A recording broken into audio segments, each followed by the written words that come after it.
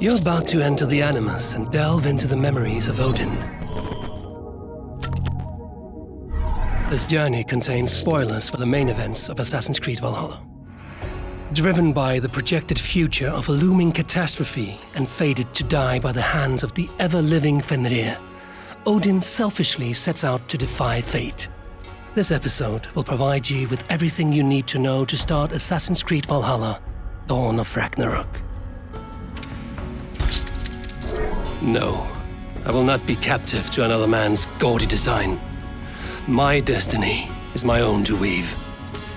873 AD, England. The Raven clan reaches the coast of England to settle down in Ravensthorpe. Among them is Eivor, a Viking warrior encountering strange visions that she cannot comprehend. With the help of the Sea of Olka, Eivor delves into the mythical memories of Odin, glimpsing into the inner conflicts of the All-Father as he is urged to face his own fate at the dawn of Ragnarok.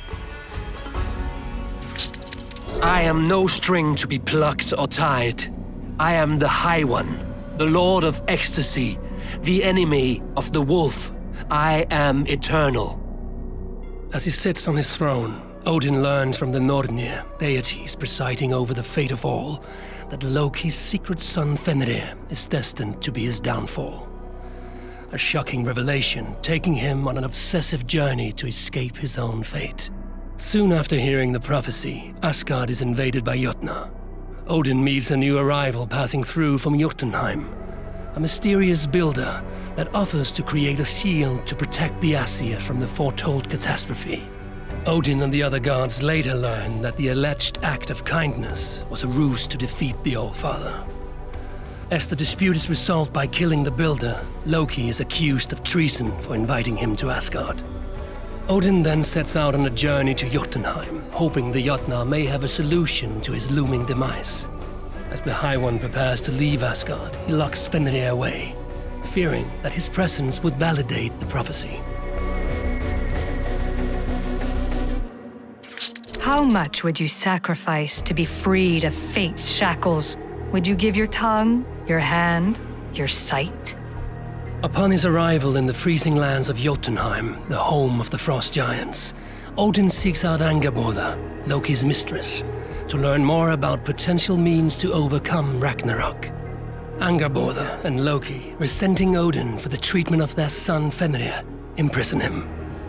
The All-Father is ultimately freed by Hirokin and introduced to a seventh method of salvation called the Mead. A drink said to allow for the preservation of one's consciousness. Nevertheless, this method is deemed unreliable and thus forbidden. Odin sets off to the Well of Mimir, where he sacrifices his left eye for his freedom from fate's shackles.